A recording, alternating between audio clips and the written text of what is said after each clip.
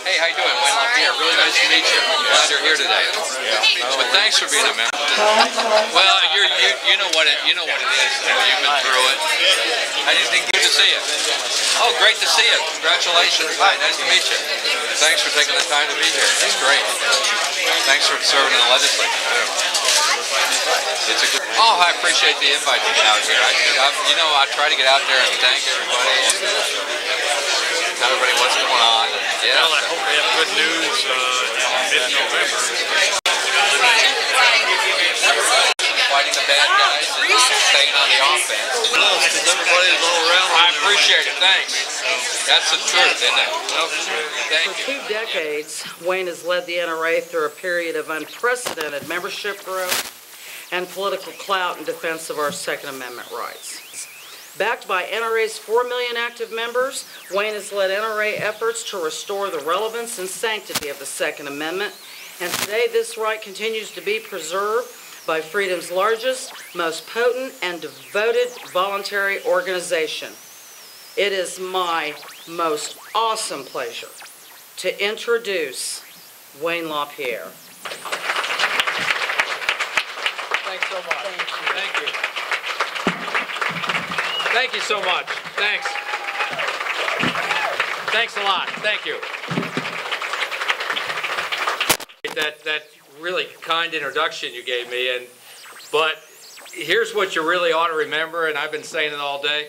They'd run me out of town in 5 minutes if it wasn't for everyone out there one by one helping every day, because the strength of the NRA is we're just people. It's all of us one by one that make this organization work. That's the key to the whole thing. And that's why we haven't lost this freedom in this country.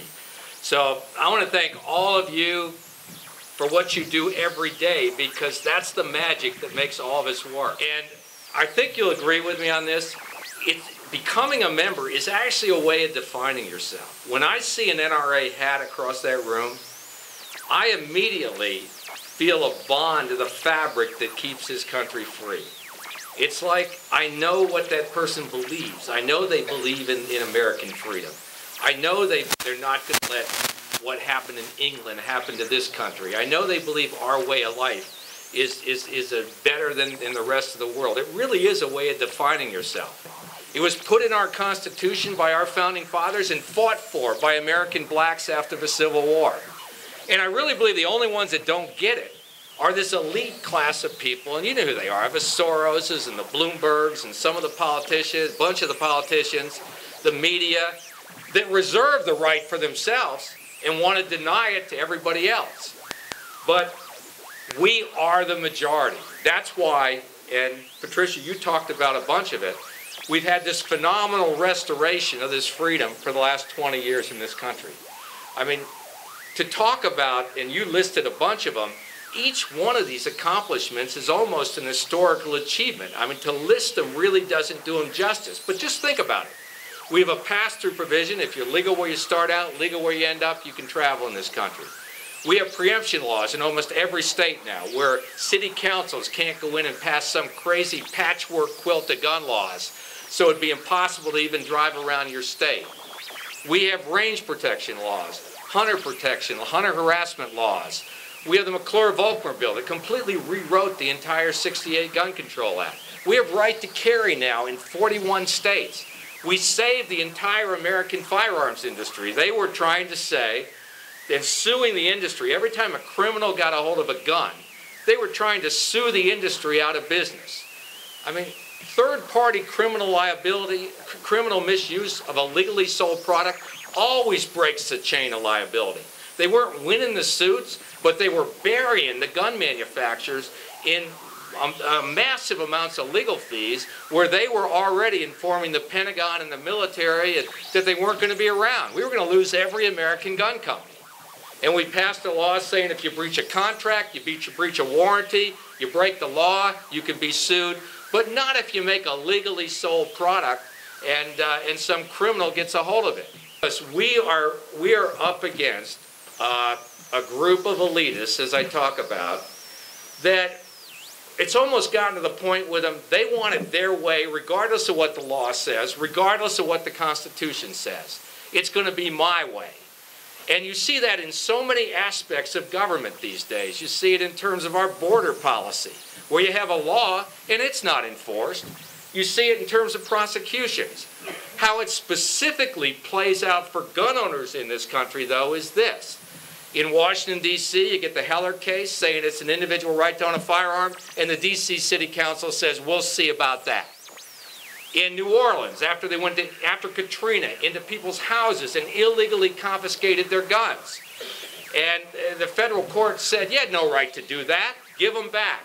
And the New Orleans City Council and the mayor go, well, that's really not going to happen.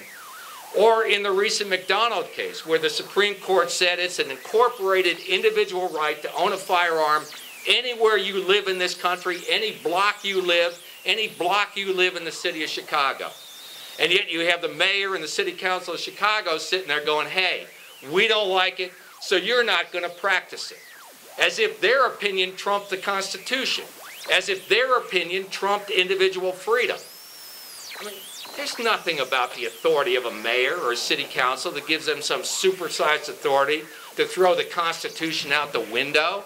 Trying to nullify and reverse the Supreme Court decision, gut the Second Amendment, through this blizzard of legislative roadblocks that they put up that make the Second Amendment inaccessible, unaffordable, and impossible to experience.